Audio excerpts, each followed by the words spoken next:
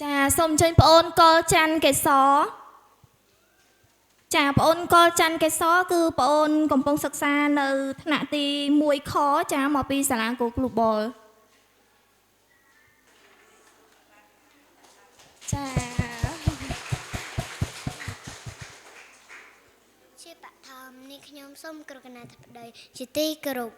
សូមគោរពលោកគ្រូអ្នកគ្រូមេដាបៃតាអ្នកណាព្យាបាលសិស្សានុសិស្សជាទីគោរពស្រឡាញ់នេះខ្ញុំឈ្មោះកោច័ន្ទកេសរជាសិស្សថ្នាក់ទី1ខ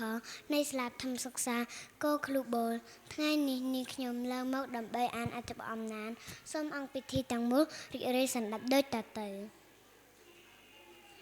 អំណានខោចៅកែឆេះបូផាដាំបបងចៅអាមដើលេះឡោះតាគីបេះគោ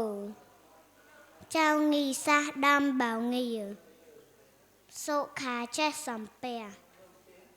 បងសុភីចេះបីភាសាយោធាការពារដេកោះ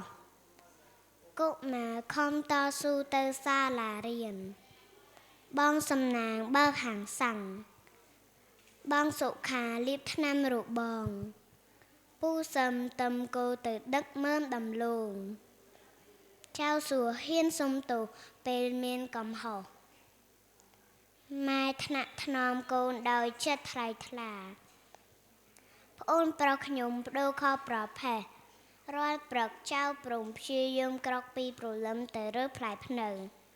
ភ្ញៀវតែងភ្ញាក់ផ្អើលពេលឃើញប្រាសាទខ្មែរអរគុណសូមអរគុណច្រើនបងអូនកលច័ន្ទកេសរចាអញ្ចឹងឥឡូវនេះយើងសូមចូលទៅដល់បេក្ខជនទី4